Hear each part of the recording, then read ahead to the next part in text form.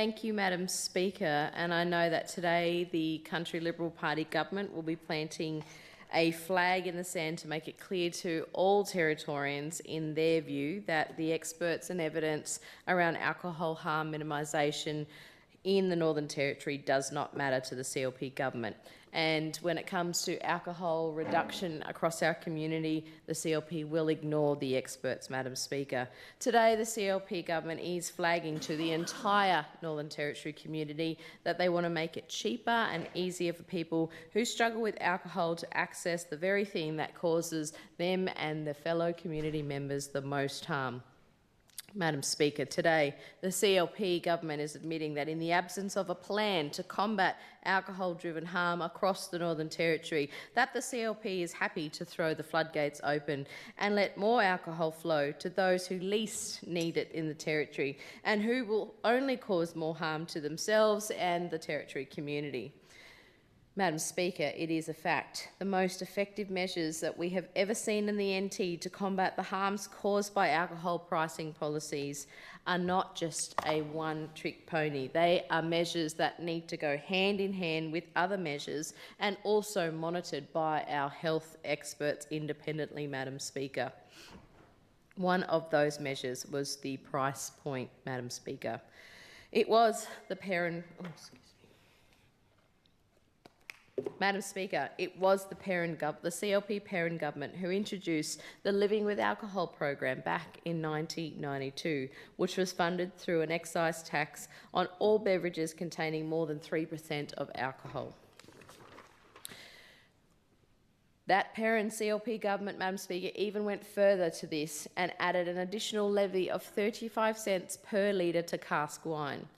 Ultimately, the High Court struck down this policy in 1997 when it effectively removed the power for states and territories to levy fees and taxes on alcoholic products. But an evaluation at the time, Madam Speaker, showed that it led to reductions in acute and chronic alcohol-related deaths, per capita consumption in the Northern Territory and road trauma hospitalisations in the Northern Territory.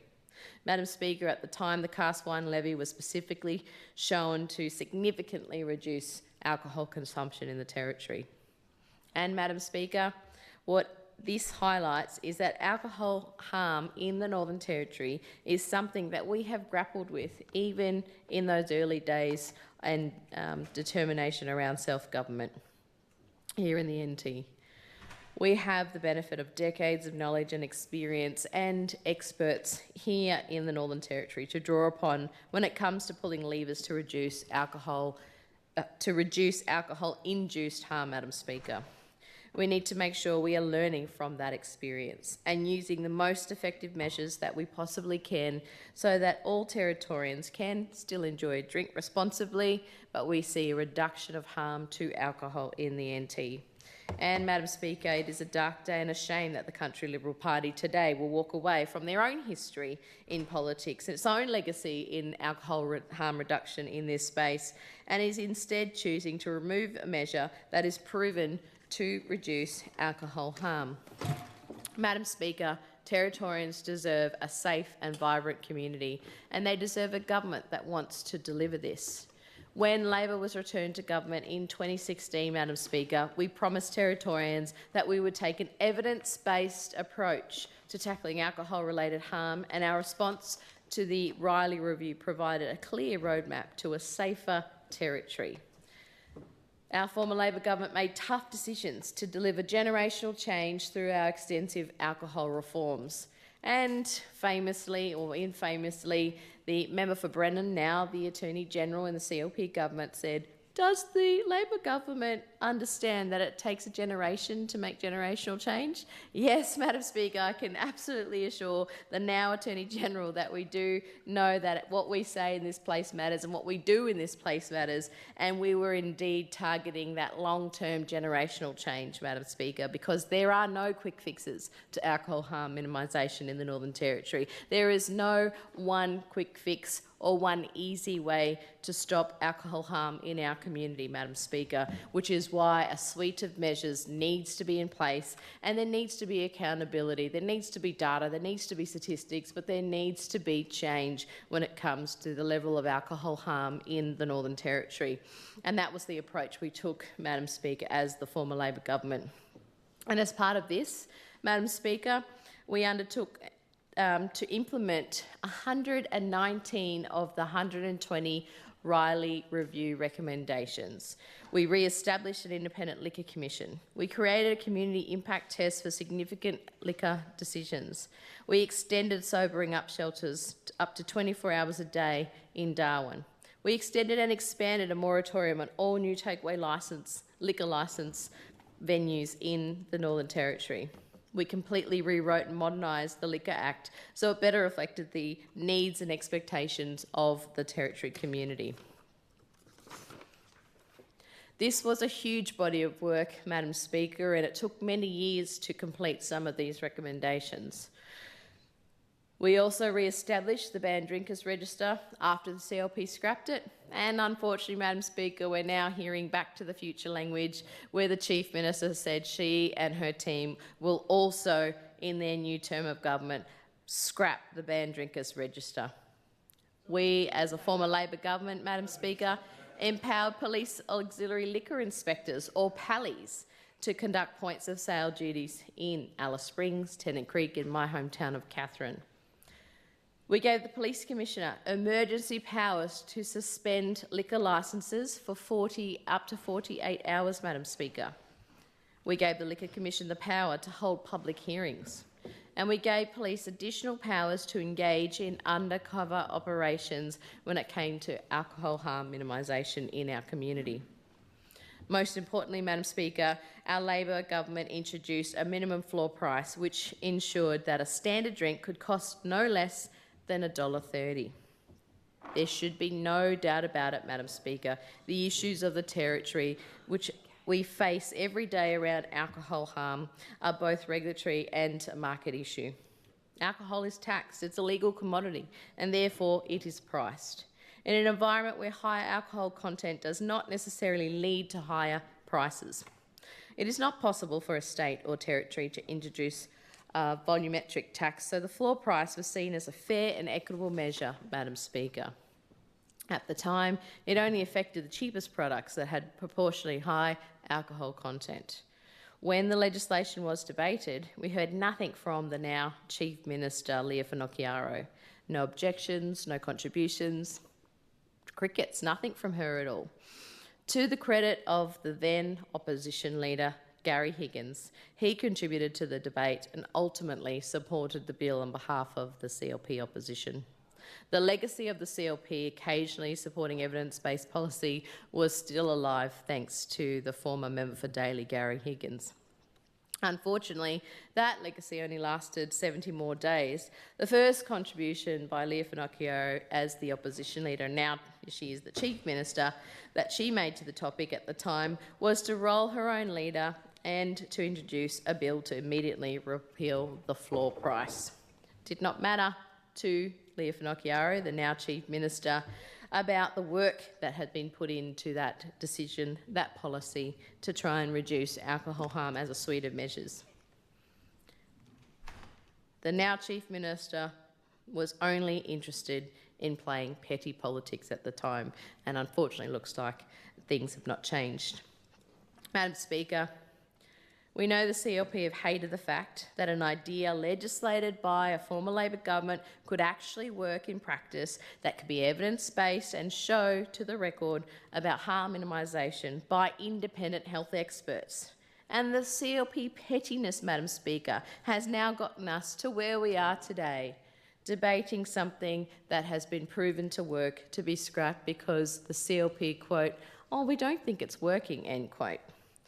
Madam Speaker, the CLP Attorney-General, the member for Brennan, can claim that this is just a cost of living measure, or that somehow letting problem drinkers access cheaper alcohol in our community is a good thing. But they have opposed this legislation for as long as they have existed, simply because it is something that former Labor government introduced. And Madam Speaker, the dishonesty from the member for Brenham, the Attorney-General, in this debate has been shocking. She has told the chamber that scrapping the floor price will save Territorians money. And yet we heard firsthand just yesterday, Madam Speaker, the Chief Executive Officer of Hospitality NT confirmed that Territorians are not likely to see any changes to the price point of alcohol at their local bottle shops. So where's the savings for the cost of measured living that the CLP has promised Territorians? Yet again, not telling the truth to Territorians. Madam Speaker, yesterday we heard the chair of the Alice Springs Liquor Accord even go so far to band together and speak about the liquor takeaway operators and those interested in community safety in Alice Springs voluntarily will vow to keep the floor price in place and to even look at indexing it. That's from the Alice Springs Liquor Accord, Madam Speaker, in your hometown. They announced this yesterday, Monday. So the government's not listening to the experts. The government is not listening to the key industry body. The government is not listening to some of those crucial relationships like the Liquor Accord in Alice Springs and the thoughts and the desire to keep the minimum floor price unit on alcohol in place. Madam Speaker, since the government has decided to not show any leadership themselves in this space, it was fantastic to see the industry will create this leadership on their own. The floor price should be judged by the effect it has and not by the spin that's been put on by the CLP government. Research conducted, Madam Speaker, showed that the introduction of the floor price was associated with independent research from the health experts, a 14% reduction in alcohol-related assaults in the Northern Territory, an 11% reduction in domestic and family violence assaults, a 21% reduction in alcohol-involved domestic and family violence assaults, a 19% reduction in alcohol-related emergency department attendances, Madam Speaker. And meanwhile, the only alcohol measure the CLP was spruiking was to scrap the minimum floor price unit on alcohol.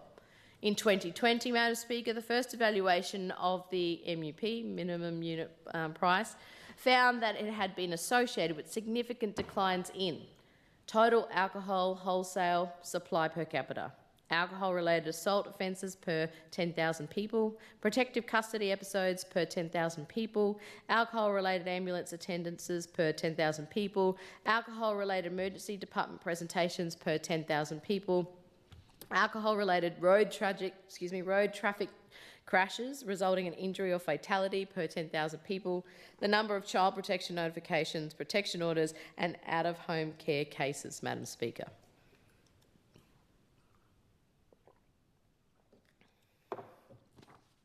Madam Speaker, the CLP continued to oppose the floor price, despite all of the data and evidence at hand. A 2022 evaluation found that the MUP reduced the consumption of cask wine, leading to reduction in total alcohol consumption. No evidence that it negatively impacts the industry or the Territory economy. It had been effective in reducing the supply of low-cost, high-volume alcohol products.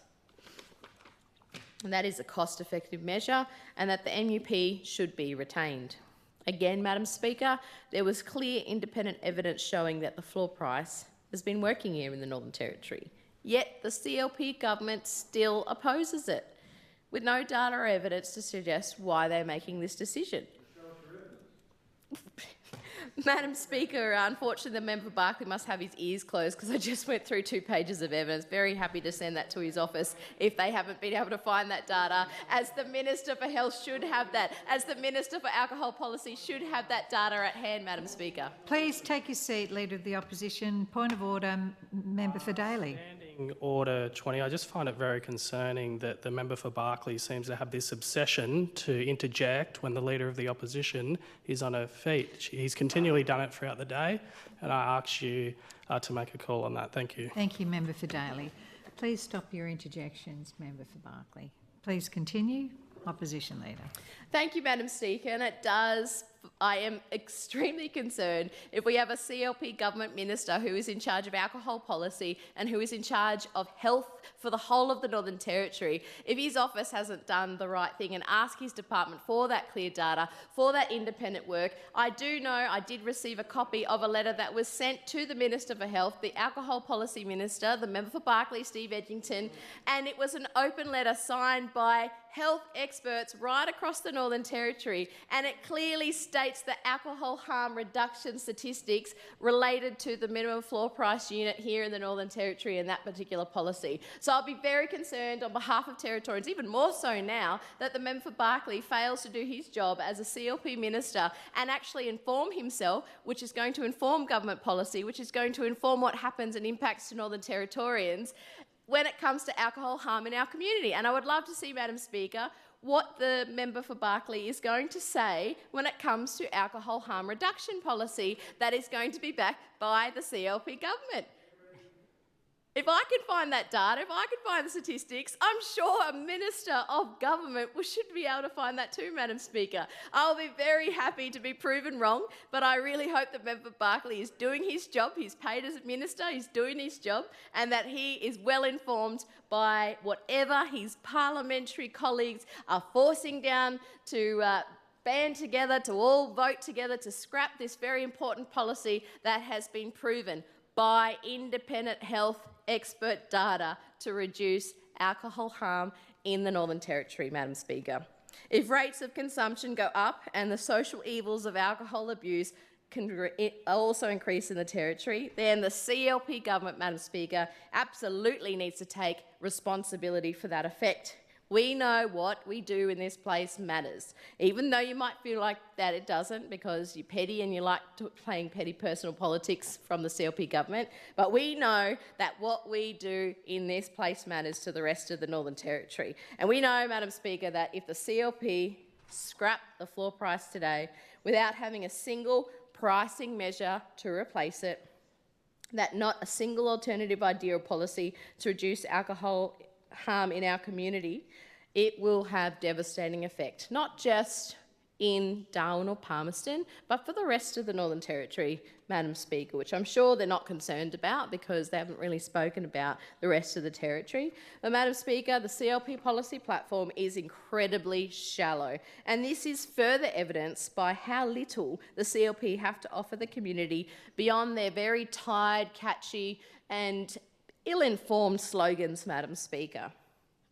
The research that has been conducted, and the member for Barkly might like to listen to this, the research that has been conducted by the Menzies School of Health shows that the social cost of alcohol harm per year is around $1.4 billion in the Northern Territory. School of Menzies Independent Health Research. Madam Speaker, this evidence points to the fact that lowering costs linked to alcohol consumption while hospitalisation rates and assault rates all decreased when the floor price was introduced.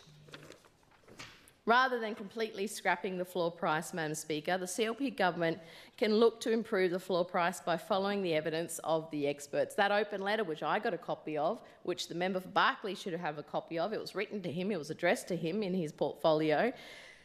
We are not above working together on this matter, Madam Speaker. We want to make sure that the ideas and the policies that have been proven to work, that are evidence-based in the Northern Territory, that particularly reduce harm in our community across the Northern Territory, that we will work with the government around making sure policy proposals, programs, regulations are improved when it comes to alcohol management in the Northern Territory. But we are not seeing a single idea, we're not seeing a single policy, we're not seeing a single piece of regulation or legislation that actually goes to the heart of the issue in the Territory, and that is the levels of alcohol harm are unacceptable in the Territory, Madam Speaker.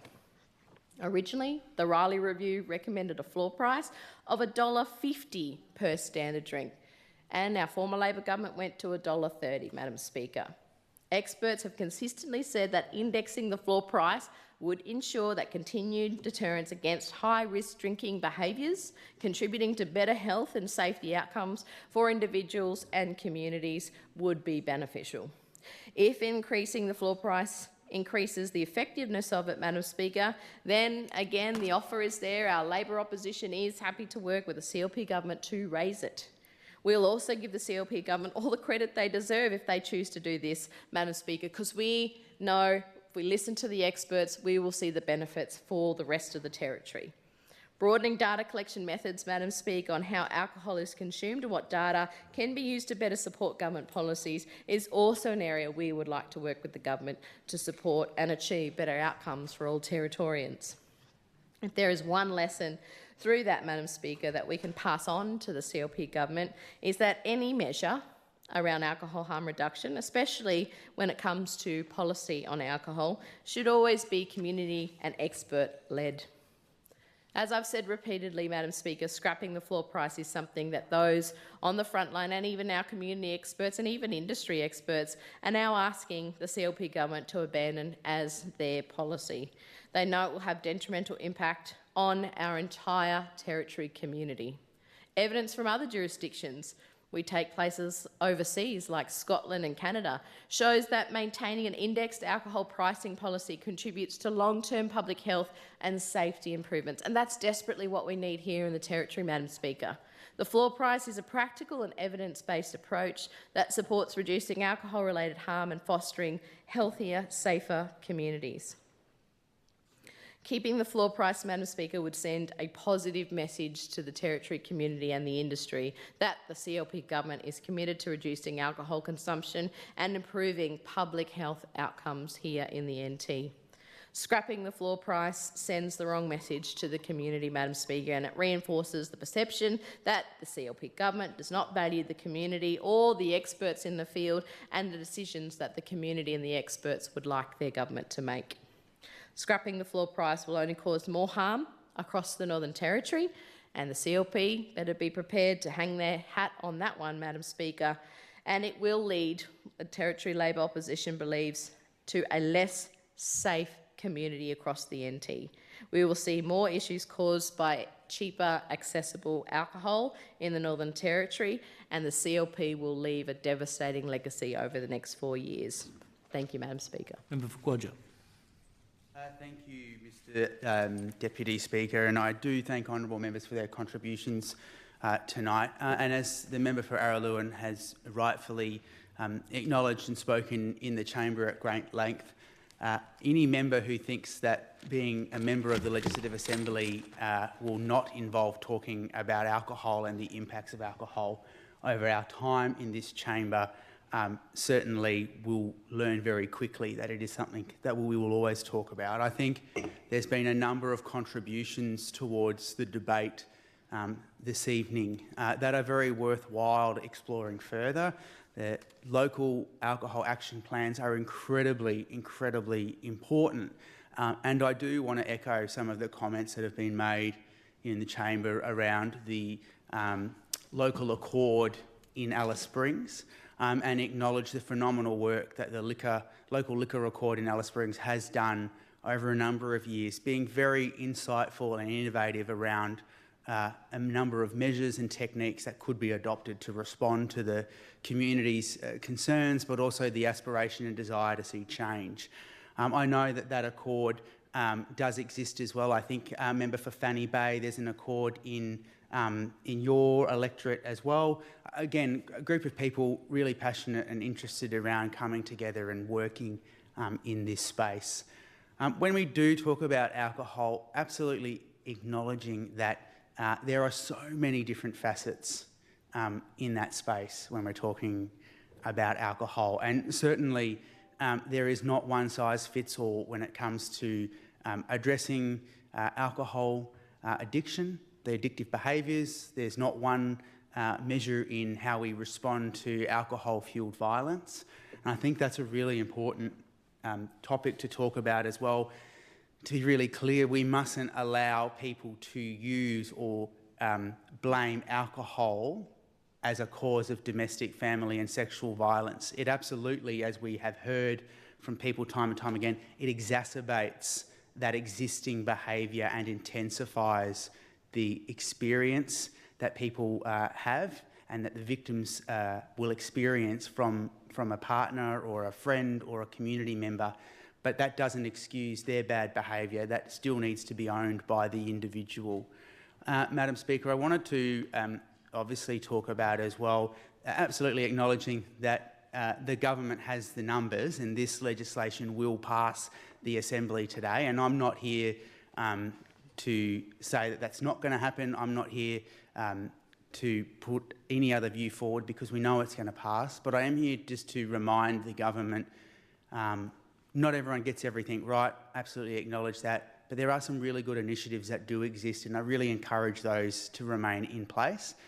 The Banned Drinkers Register is incredibly important, and while some people it may be an inconvenience, while some people mightn't think it works, from the perspective of my family members, predominantly my grandmothers, my mothers, my aunties, my sisters, my nieces, my daughters and my grandchildren, in my cultural kinship system, they've been able to put themselves on the Banned Drinkers Register to alleviate the humbug on payday or from family and friends to pressure them into go and buy alcohol. And that is a measure of success, being able to reduce the impacts of family members being bullied or harassed or community members to go and buy alcohol. And I think that that is incredibly important. The member for Phong Lim knows data very well. We also always talk about it in the chamber. And I think the member for Araluen highlighted as well that review that had been done. Again, data is important, but it's also important how we look at and interrogate that data. And if you look closely, that data was able to be broken down into many areas. In particular, there was the ability to isolate where the Banned Drinkers Register was and where the minimum unit price was also, but there was different areas. So it can be broken down. It is somewhat difficult. I absolutely acknowledge that, but it can be done. Certainly, Minister for Alcohol Policy, I know that you have a big job in all of your portfolios. It is an area that is going to continually require reform. The Riley Review was done in 2017. That is 7 years ago. Of course, things should always be continually contemporised to suit best practice. I think, certainly supportive of any measure, whether it's looking at a select committee into the initiatives that can address alcohol in the Northern Territory, or whether it's commissioning a review or working with community around those localised plans. It is all incredibly important that we look at it, we respond to it, and we adapt to those measures. The member for Breitling did speak in here at length around a number of areas when it comes to alcohol. I think he did emphasise the area that he sees this as having little or no impact. Again, we're not here to make rules based on our own individual perception. It's what we hear from and work from in our communities, by our organisations, by our stakeholders. And certainly just wanting to acknowledge I am a born and bred Central Australian person, very, very proud to call 𝙗𝙗𝙗𝐼𝐴 Alice Springs home.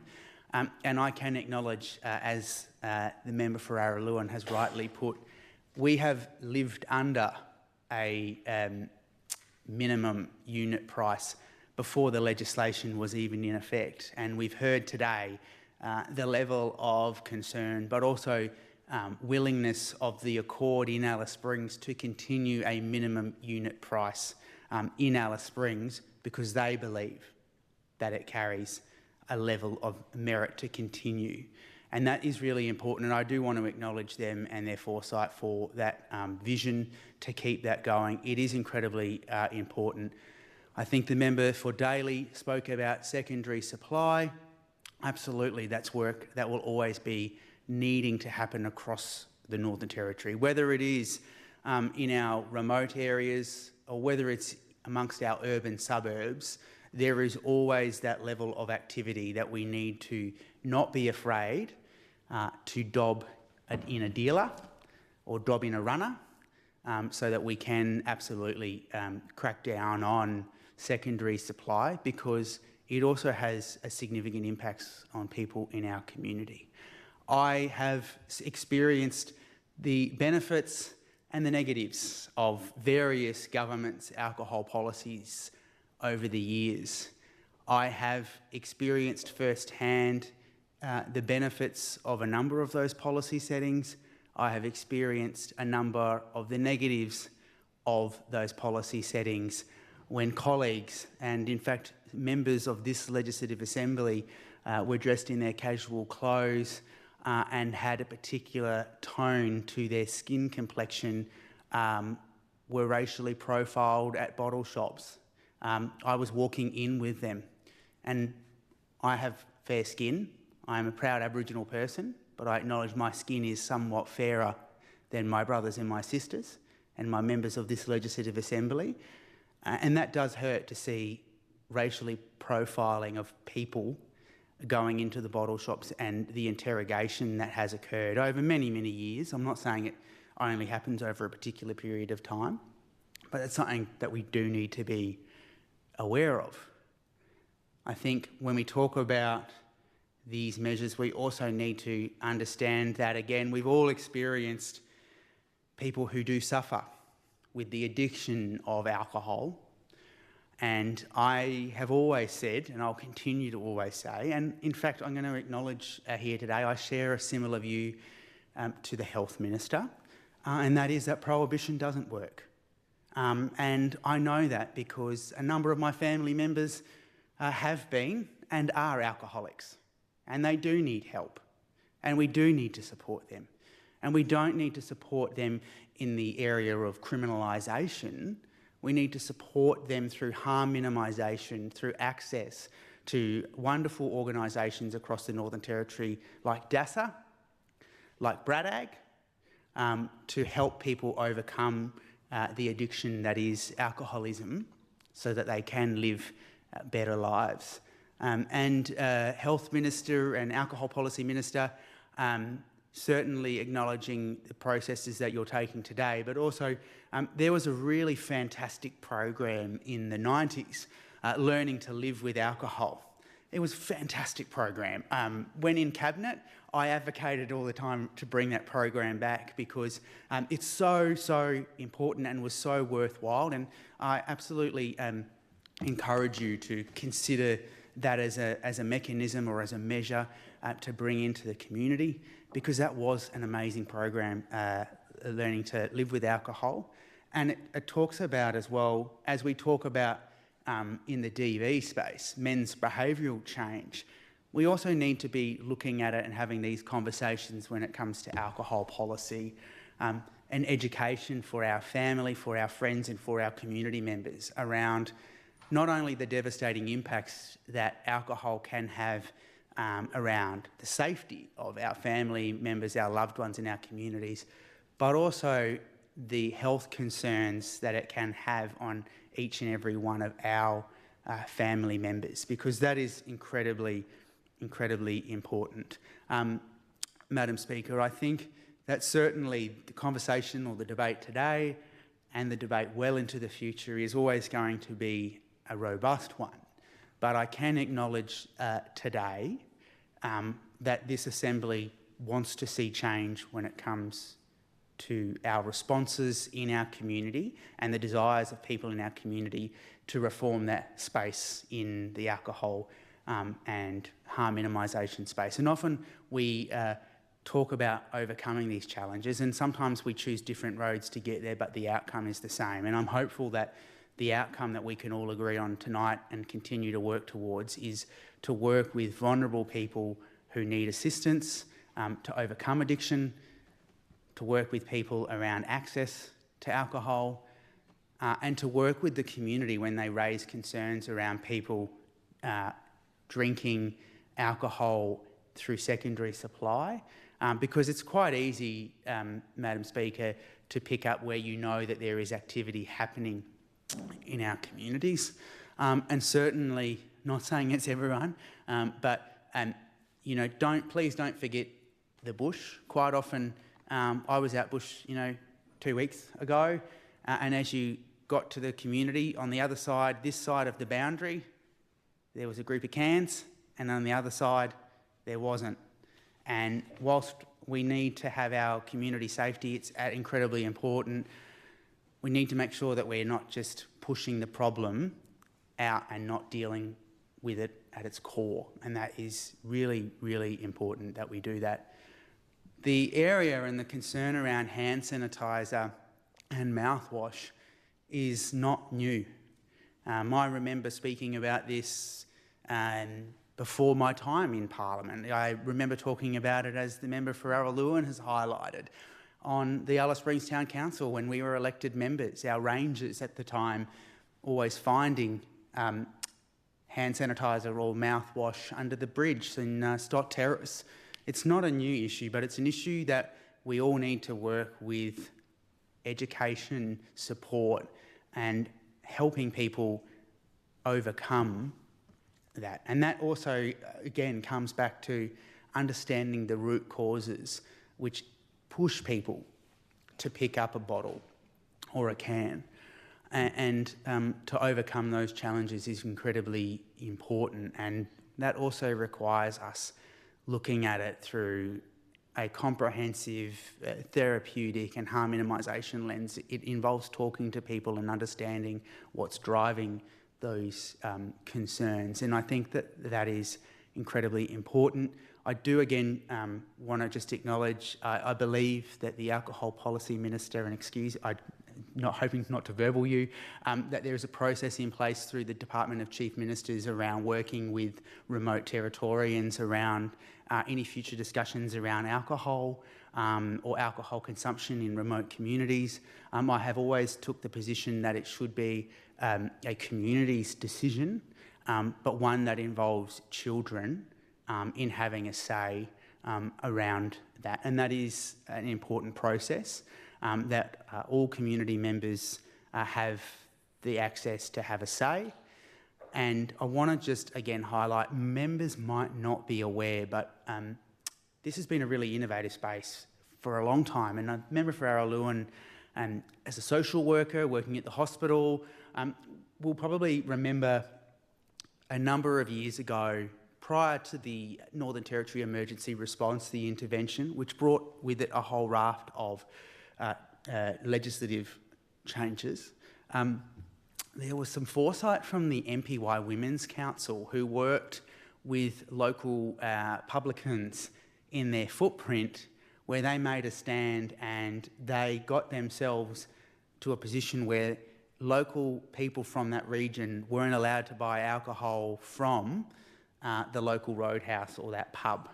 And that was a decision largely driven by the MPY Women's Council, but it was a consultative group, and it was really important because a lot of people were dying on Territory roads as a result of people driving under the influence of alcohol. So I think it's incredibly important. I do want to acknowledge the alcohol rehabilitation organisations across the Northern Territory who do an incredible job. Personally, I support the minimum unit price. I know that it'll be debated on today. I just urge the government to really consider the other suite of measures. And really, I guess, as the members for Johnston and 𝙼𝙗𝙼𝙗 have highlighted, any kind of action plan involves local community driving it, and that's local as in each and every corner of the Northern Territory is not homogenous, is different. The goals, the aspirations and the desires will really require that input and that foresight. I do also just want to flag, it would be interesting to ascertain the federal coalition's stance on removing the minimum unit price, given that the shadow or the opposition leader has had a very firm position on alcohol, and removing this provision has been said by some people in the Territory as a very sad time. And it might, yes, Alice Springs will maintain a minimum floor price, but other areas of the Territory won't, and that is disappointing to see. So thank you, Madam Speaker, for the opportunity to contribute to the debate, and thank you for all of the members. I think it's been a respectful debate. Thank you. Johnston. Thank you, Mr Deputy Speaker. Mr Deputy Speaker, I rise today to strongly oppose the proposed amendment to remove the minimum unit price for alcohol in the Northern Territory. Given the amount of damage alcohol does to our community, I have significant concerns about the removal of any measures which can protect us against harm. I note that in 2018, the then CLP leader was supportive of this measure to minimise the effects of low-cost alcohol on the community, noting that it costs the government millions of dollars per year to deal with the effects of alcohol, and a disproportionate amount of police, emergency services and health resources are taken up with problem drinkers. If a floor price reduces the harmful effects of alcohol by even a small amount, we will all benefit.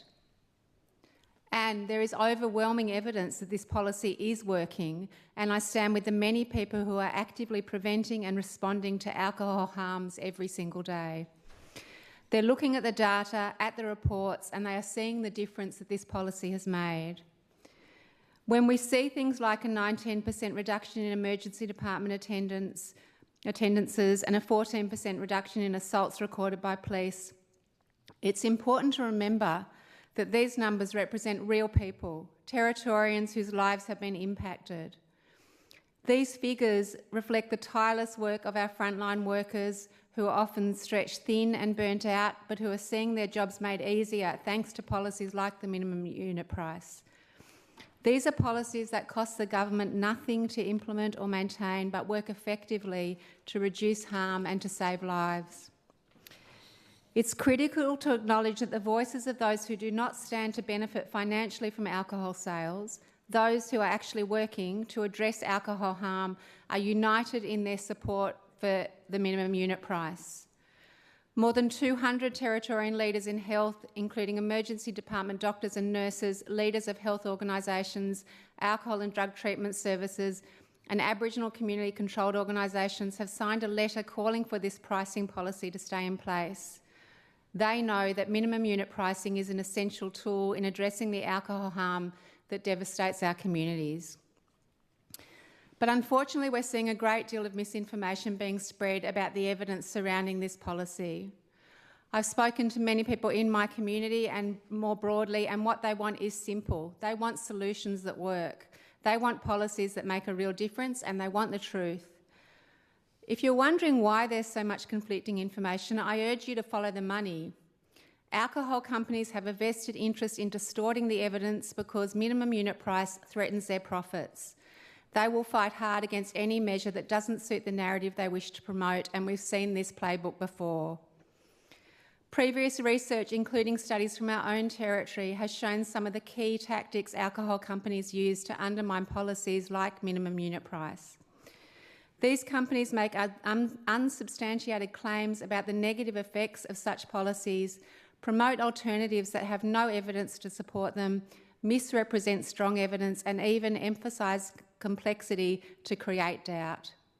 They want us to believe that alcohol is only a problem for a small minority of people, when the reality is, in the Northern Territory, that even non-Indigenous people die at twice the national rate from alcohol-related deaths. The truth is, pricing policies, especially minimum unit pricing, have been proven to reduce harm. They act as a counterbalance to the alcohol industry's tactics that keep heavy drinkers drinking at harmful rates. No single policy will solve all of our problems, but minimum unit price is a vital component in a comprehensive strategy to address the drivers of alcohol harm. That's why it's recommended as part of the National Alcohol Strategy by states and territories across Australia. Of course, we need to support people who are struggling with alcohol addiction. We need treatment and support systems to help people break the cycles of harm. But we also need to ensure that the alcohol industry cannot continue to target vulnerable individuals with cheap, harmful alcohol. Pricing policies like the minimum unit price protect our investment in treatment by making it harder for alcohol companies to prey on those who are most at risk.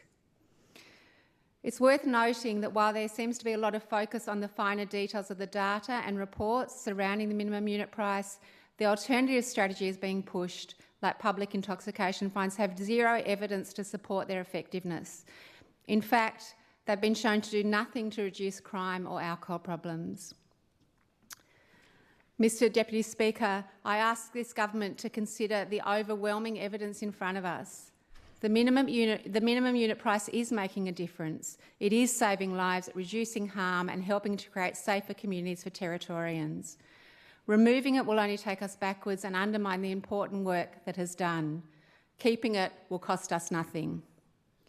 I strongly urge this government to listen to the health and community leaders who've called for the continuation of this policy and to prioritise the well-being of Territorians over the interests of the alcohol industry. I also want to note that I'm encouraged to hear from many across this chamber that there's a shared commitment to tackling the great harm that alcohol causes to our community. However, a scattergun approach simply does not work. What we need is a unified strategy where every policy and every process we implement works in harmony to effectively address our alcohol crisis.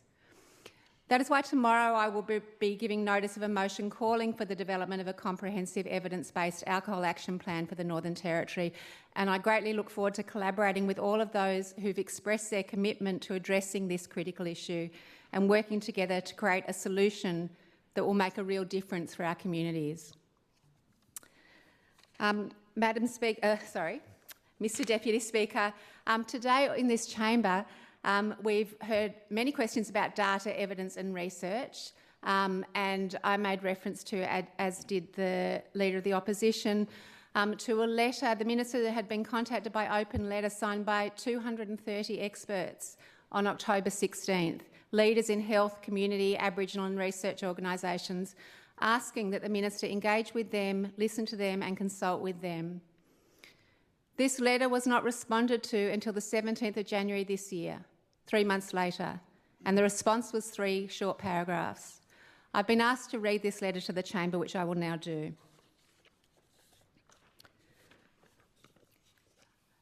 16th of October 2024. Dear Chief Minister, putting the health, well-being and safety of Territorians first. We are writing to you to urge you to put the health, well-being and safety of Territorians first by keeping in place measures that work to reduce harms from alcohol. Alcohol causes a great deal of harm to far too many Territorians. Measures that control the availability and accessibility of alcohol, like the minimum unit price and reduced trading hours for alcohol outlets, have proven to reduce harm, which has proven to save lives. As leaders of health, community, Aboriginal and research organisations, we see the impact of effective alcohol policies in keeping our communities safe, and we strongly oppose any moves to remove these policies. If these policies are removed or relaxed, we know we will see increases in violence against women and children and more people hospitalised because of chronic diseases and more deaths. Please engage with us, listen to us and consult with communities who experience firsthand the impact of alcohol on our families. We know all too well what happens when decisions are quickly made without community engagement and consideration of the evidence. As you know, from July 2022 to early 2023, restricted area legislative provisions were allowed to lapse across the Northern Territory, despite warnings from community leaders of the increased harm that this would cause. And the result was a very significant increase in violence and other harm, especially to women. At the recent National Cabinet meeting alongside the Prime Minister and all First Ministers, you acknowledged the role of alcohol in exacerbating violence against women and children and committed to reviewing alcohol laws and their impact on victim survivors of family violence. Your government's consideration of the removal of minimum unit pricing will not make women and children in the Northern Territory safer. It will increase violence and harm. Any increase in trading hours will have a similar effect. We urge you to abandon any plans to remove or relax these policies and to prioritise the health, well-being and safety of families and communities. Mr Deputy Speaker, I have been asked to read the names out, but there are 230, so in the interest of time, I seek leave to table this letter and to have the names incorporated into the Hansard. Is leave granted? Aye. No objection. Leave is granted. Thank you. Thank you, Mr Deputy Speaker. Thank you, Member for Johnston. Member for Daly. Thank you, Mr Deputy Speaker. Mr Deputy Speaker, I rise today with my Territory Labor colleagues in opposition to the amendment of this bill. A bill which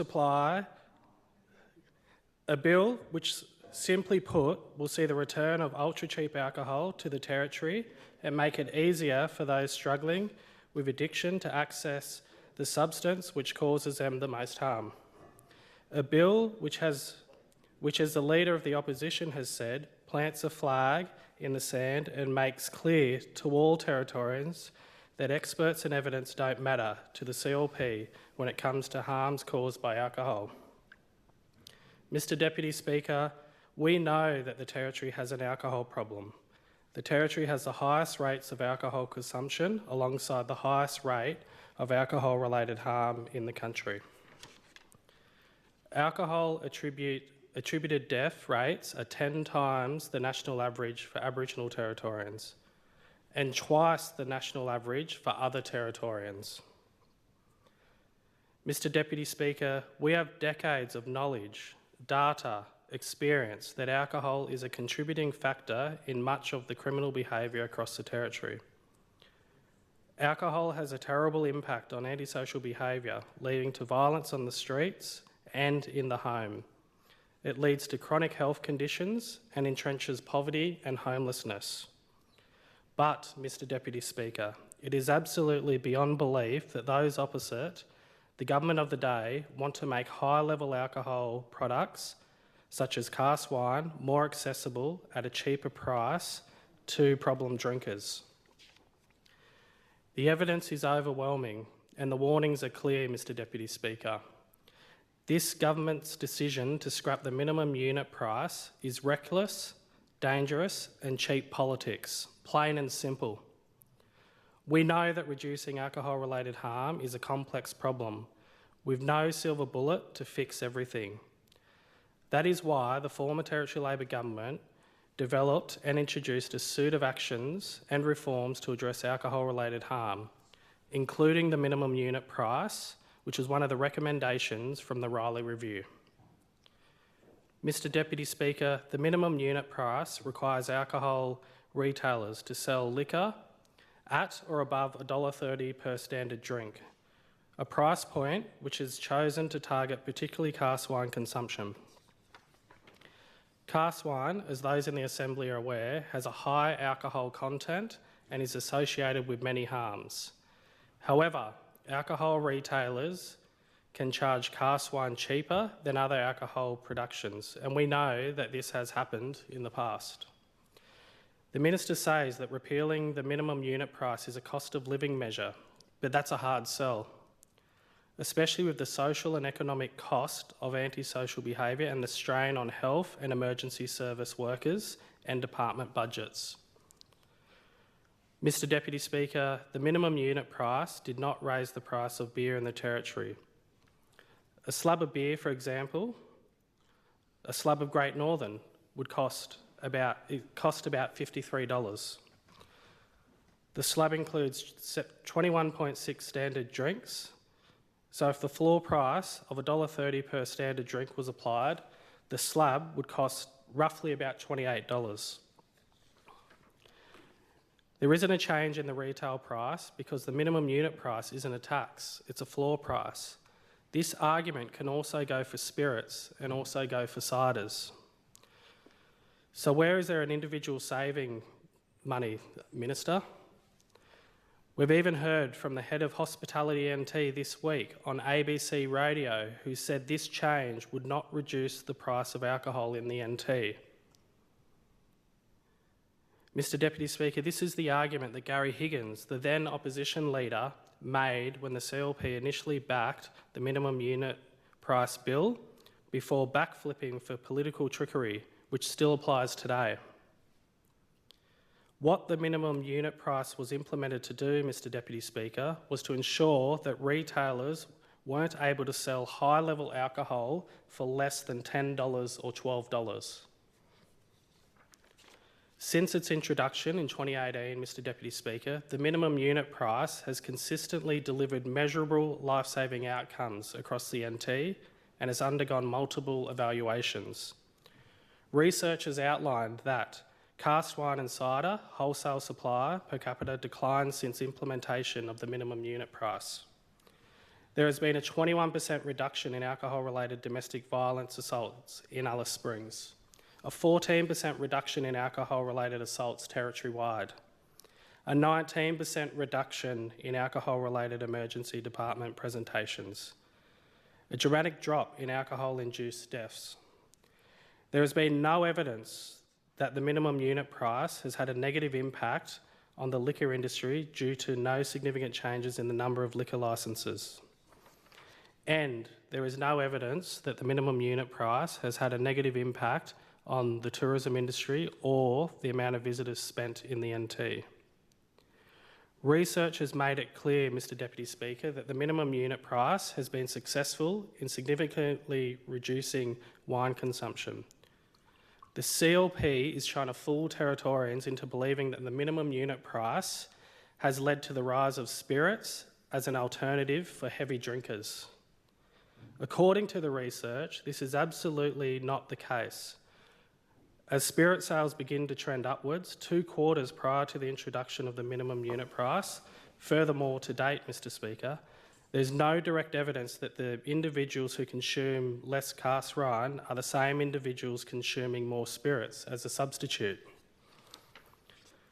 Substitution, according to research, usually involves a person consuming alcohol moving to the next cheapest liquor production, not the highest on the shelf.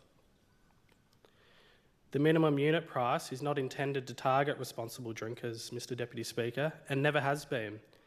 The minimum unit price is a cost-effective approach with minimum cost to government and to Territorians and shows positive returns through reduced harms in health, community safety and public spending. Mr Deputy Speaker, we know that drinking too much alcohol leads to many serious health issues like liver disease, heart problems and mental health struggles. This causes a lot of hospital visits and puts a strain on our healthcare system and takes resources away from other patients in need.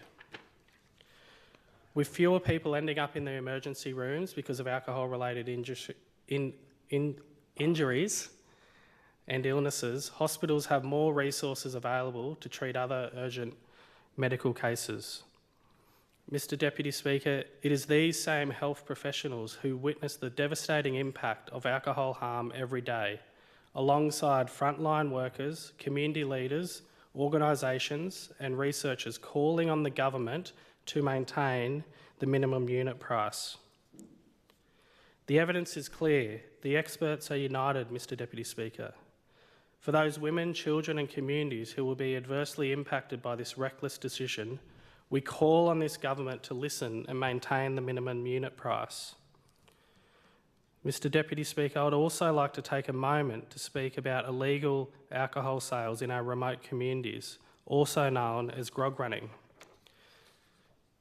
The Minister tried to link grog running and their removal of the minimum floor price in her speech reading, taking a swipe at the residents of 𝙗𝙗𝐵 along the way. Mr Deputy Speaker, I also heard from the member of Sanderson in his speech earlier about talking about understanding what the underlying problem is and then trying to link 𝙗𝙗𝐵 residents with grog running, but yet the member for Sanderson has not yet once come to 𝙗𝙗𝐵, has not yet once come out to talk to community leaders to understand what the underlying problem is. I find it completely hypocritical that you come in here and say that you speak to community members, but then you don't go to 𝙗𝙗𝐵 to speak to them. They'll be here tomorrow. More than happy to line a meeting up for you, Minister. A reminder to speak through the chair, please. Sorry, Mr Deputy Speaker. Mr Deputy Speaker, grog running has dangerous consequences and causes extensive damage and harm to our communities. However, scrapping the minimum unit price will not impact the intentions of sly grog runners who seek to exploit some of the most vulnerable and disadvantaged Territorians. NT Police know that spirits are the alcohol of choice for grog runners. It is absolute nonsense that this CLP government thinks that the answer to tackling grog running is to scrap the minimum floor price. If the Minister is really concerned about grog running, then I and the Territory Labor opposition would be more than happy to work with her and the Police Minister on genuine solutions to stomp it out. These solutions include targeted police operations and the use of technology to stop illegal alcohol sales and keep communities safe in remote areas. Working with Indigenous leaders, such as a member for Mulka here, to support their efforts to enforce community alcohol restrictions. Enforcing laws aimed at those who sell alcohol illegally, so they are less likely to continue these harmful activities. Effective alcohol management plans and well-managed social clubs in communities that want them. Mr Deputy Speaker, together we can ensure a safer and healthier,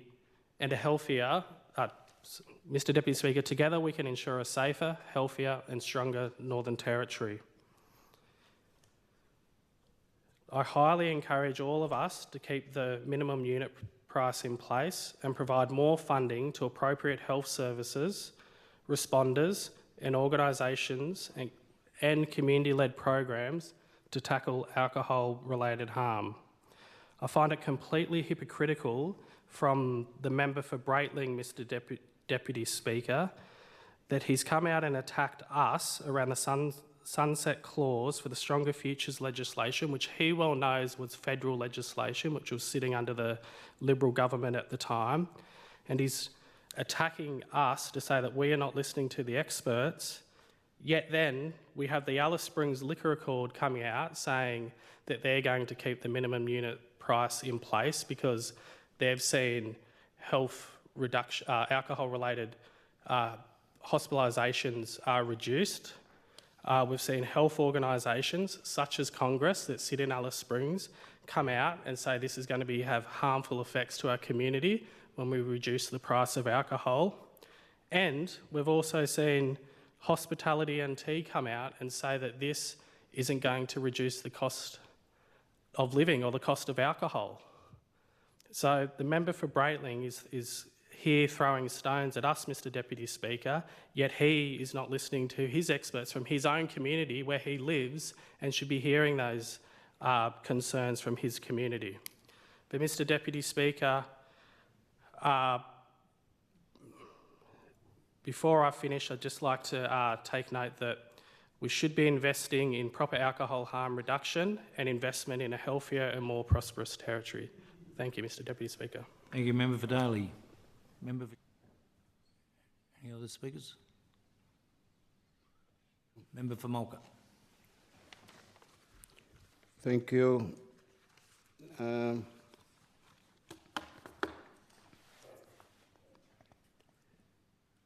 Deputy Speaker. Thank you. I thought there was somebody else before you, after the real name. I understand. Madam, Mr. Speaker, I rise to speak on the Liquor Legislative Amendment Bill, which will remove the minimum unit price for alcohol in bottle shops.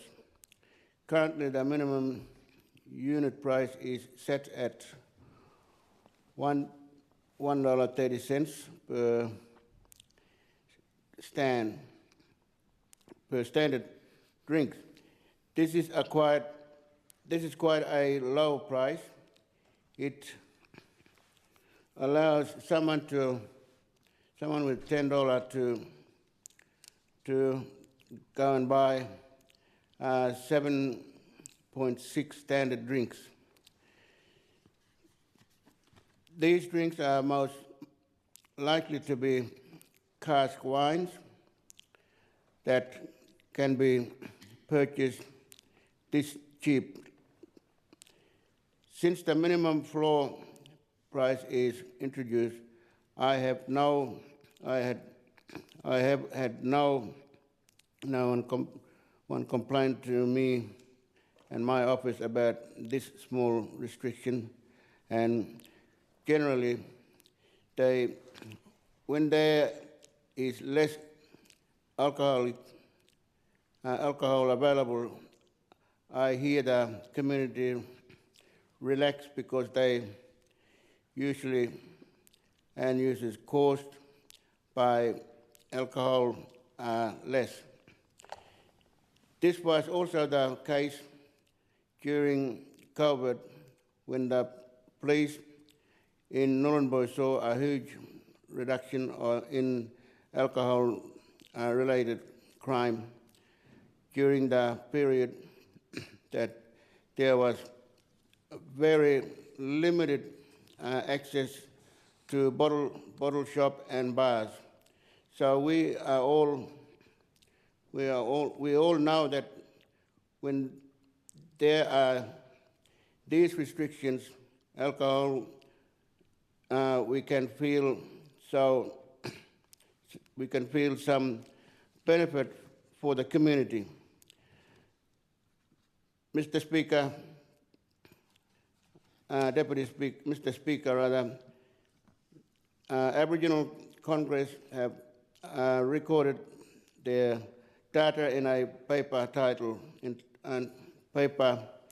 titled Effects of Alcohol Policy on Alcohol-Related Harm in Alice Springs 2015 to 2024. This paper states the minimum unit price of 1.30 per standard drink is significantly associated with territory-wide declines in alcohol-related assault,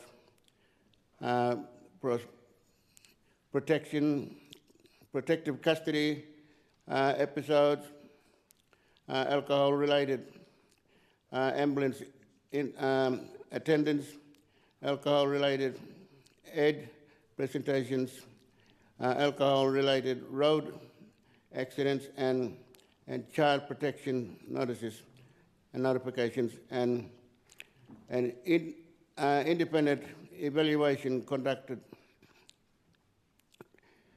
concluded that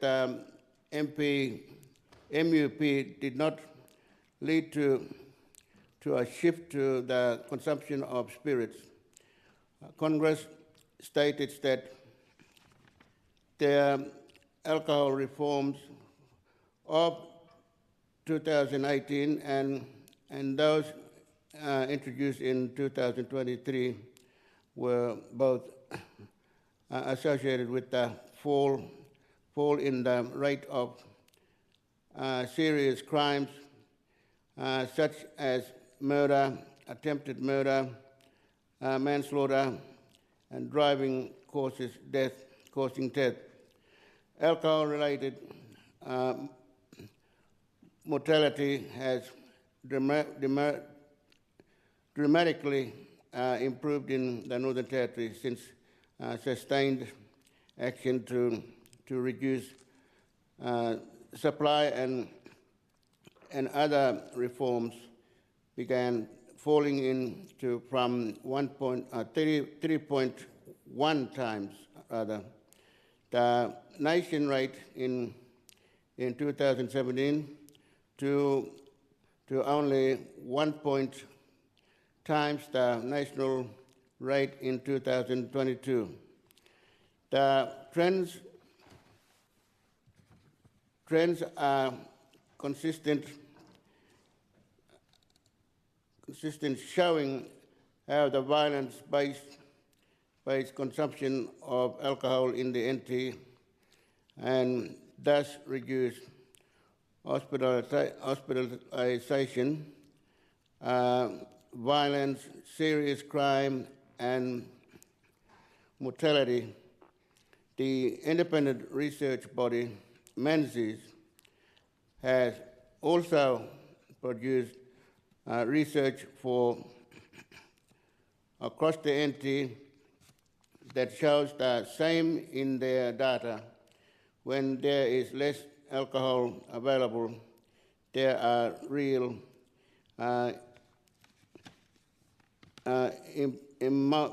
improved moments and for the community.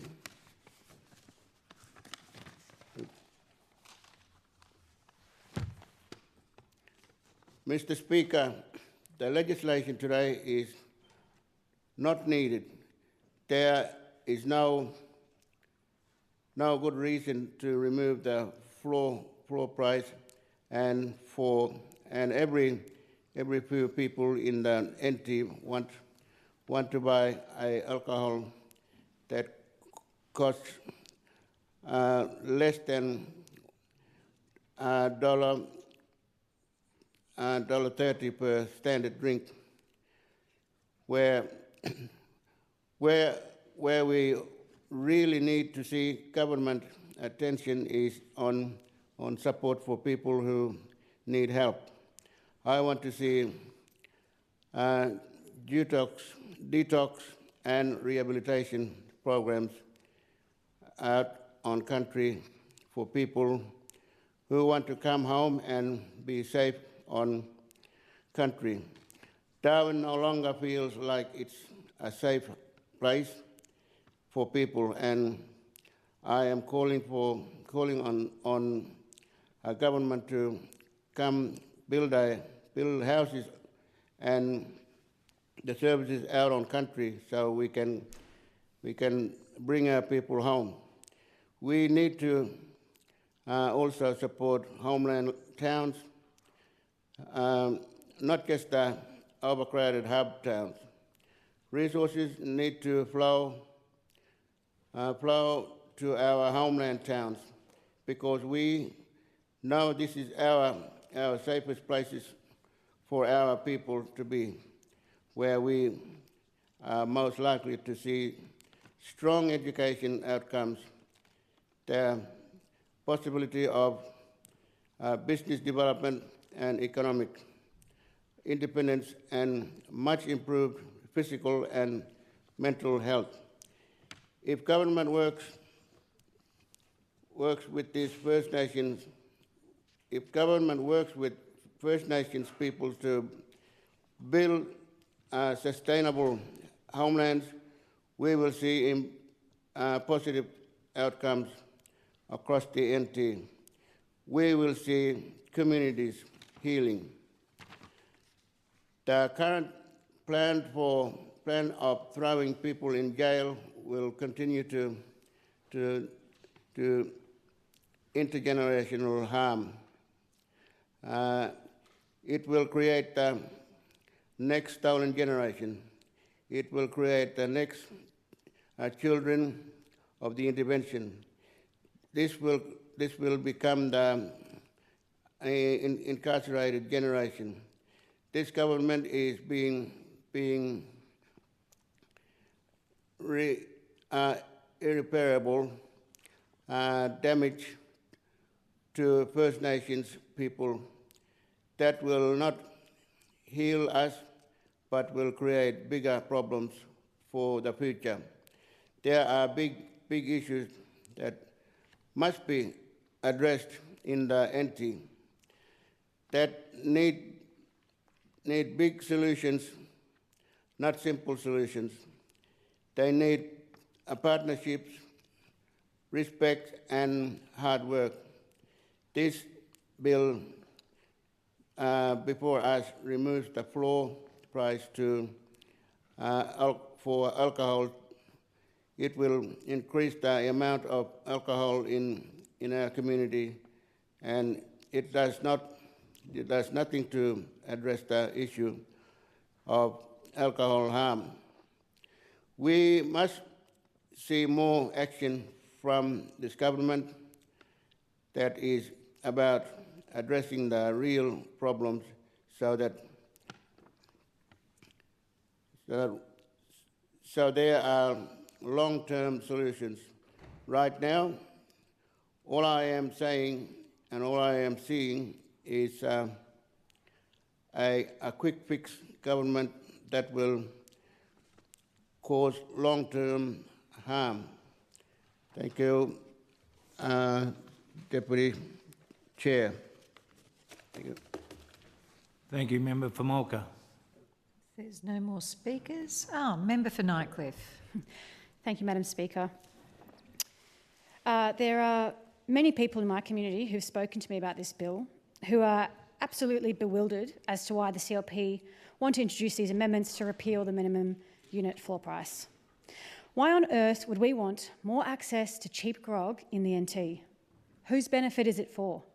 It is certainly not to benefit disadvantaged communities who are vulnerable to alcohol advertisements or struggle from addiction. No, this is to benefit the alcohol industry, plain and simple. The MUP is what is known as a population-wide measure. These measures are generally known to be the most effective when looking at reductions in harm from substances. They are much more effective than individually targeted measures, such as the BDR. There is ample statistical evidence to back this up. And this success is exactly why the alcohol lobby don't like it, because it impacts their bottom line. The MUP was introduced with a specific purpose to minimise the harms associated with high alcohol, low-cost alcoholic drinks like cask wine. The MUP targets a minority of drinkers, those who will abuse as much of the cheapest alcohol as they can buy, and it works. There is evidence that after the MUP was introduced, cask wine consumption in Darwin and Palmerston close to halved. So why is the CLP on one hand saying it wants to address nuisance public drinking and problem drunks, quote, but then scrapping the very measures that work? When considering the success of the MUP, it is important to note that the recommendation was to have it at $1.50 per unit of alcohol, but this was watered down to $1.30 after backlash from the alcohol lobby. Furthermore, this price was not indexed to inflation, so as inflation has increased, this is rendering the floor price much more ineffective than it otherwise would have been. From an article, Taylor and Livingston, a peer-reviewed paper called The Market Matters, Shifting the Minimum Unit Price. Quote, indexation should also be properly implemented to maintain the impact of policy. Stronger wording may be required in the legislation to avoid the lack of indexation seen in the NT. Political and industry resistance will make implementing another MUP difficult. It is important for public health advocates to ensure that the version implemented is as effective as possible. The NT's MUP was an intervention with limited impact due to its implementation. End quote. If you think it's not working, don't remove the MUP. Instead, strengthen it so it can work as intended. Then you will actually be doing something positive to help reduce crime, reduce DV, and reduce the pressures on our emergency departments. We know that alcohol is a major driver of crime. The CLP's entire platform was to reduce crime. What about acknowledging that there is evidence that shows that after 2018, at the time the minimum unit price was introduced, the rate of alcohol-related offences decreased? As recently restated by Menzies in an alcohol policy briefing, alcohol-related domestic assaults were down by 26% in Darwin and Palmerston after the time the MUP was introduced. Yet, we are introducing a measure that will make it easier to access cheap, high alcohol content drinks, which we know drives violence. And strangely, we don't seem to be hearing any talk about investment in alcohol and other drugs, prevention and rehabilitation. What about domestic family and sexual violence? We know that alcohol is a driver of these horrific rates of domestic family sexual violence in the NT. It doesn't cause it on its own, but it exacerbates it. Most DFSV offenders in the NT court were intoxicated at the time of offence. And if we know there is a way to effectively reduce purchase of low-cost, high-alcohol content products in the NT, why wouldn't we do it? We just heard the member for Breitling talk passionately about the terrible impacts of the sudden removal of the Safer Futures policy. And I agree. That was a catastrophic and terrible move and had terrible impacts on communities. I entirely agree. But that is not related to the MUP. Not one single strategy or policy that we try will work on its own. We need to tackle this from many, many different angles, and the MUP should be one of many strategies. Now let's talk about health. I would hope the Minister for Health would be deeply concerned about the health impacts of removing the MUP. We know the significant health impacts which alcohol has upon the NT. This includes various types of cancer, heart and lung disease, higher risks of stroke and more. It also creates a significant burden on the public health system. There is evidence that also shows that after MUP was introduced, the number of alcohol-related ED presentations per capita decreased significantly across the NT. After the introduction of the MUP in 2018, we saw an immediate 2 to 9% reduction in acute alcohol-related admissions and then a 4 to 9% reduction in chronic health-related admissions. Now, these numbers may seem small, but it's important to note that the MUP was not as effective as possible, and this is only one of many strategies that we need to use. These statistics are not just made up out of thin air, they come from real data, from real experience in our hospitals. Less hospitalisation is not just good for these individuals, it's good for our overworked hospital workers and other people who are accessing health services, and for our taxpayers. On the government's website right now, there is a published report titled Investigating the Introduction of Minimum Unit Pricing in the NT. The 12 experts who wrote this report found that the introduction of the MUP has been associated with significant declines in total alcohol wholesale per capita, alcohol-related assaults offences, protective custody episodes, alcohol-related ambulance attendances, alcohol-related emergency department presentations, sobering up admissions, alcohol-related road traffic crashes, and the number of child protection notifications, protection orders, and out-of-home care. Madam Speaker, we want to see a safer, healthier Northern Territory. Our constituents have placed their trust in us to do this. How can we, in good faith, remove this mechanism which does exactly this? Now, some people like to say that all drinkers are being punished for the failings of a minority, but actually this isn't true. MUPs were not designed to affect other alcohol like beer. The numbers show that. There is little evidence that the MUP directly affects the consumption of other drinks. Let's be clear.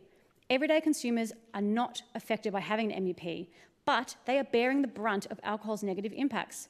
Alcohol costs taxpayers in the NT over $1.4 billion every year. There being $100 million in health costs, $74 million in road crash costs, $288 million in crime costs, $170 million in child protection costs, and premature deaths of $653 million. By removing the MUP with the costs of alcohol harms, most Territorians are losing out. But you know who is winning? The alcohol industry. I spoke non-stop about NT's integrity crisis during the election campaign, and it resonated with so many voters. The influence of the vested interests in our governments and on policy is a stain on our democracy. We know the alcohol lobby is now embedded in the Chief Minister's staff. We have not had adequate answers on how the CLP's alcohol policy was developed and who was consulted. So the CLP are throwing out a measure that has demonstrated impacts on lessening some alcohol-related harms. But if implemented properly, it has the potential to be more successful. And they're doing this due to the pressure from the alcohol lobby and their desire to be seen to doing something different from Labor. It's absolutely shameful. I said this last year in the chamber and I'll say it again. It's so simple. You are going to give people access to much cheaper alcohol. They will drink much more of that alcohol, so alcohol-related harms like assaults and presentations to our emergency departments will increase. It is blindingly, infuriatingly stupid. If you pass these amendments, you are showing Territorians that you do not actually care about preventing crime. You do not care about their safety. You do not care about the health and environmental risk of alcohol, and you do not listen to actual evidence. No, all you care about is keeping big industries happy and pocketing the political donations that you get from them.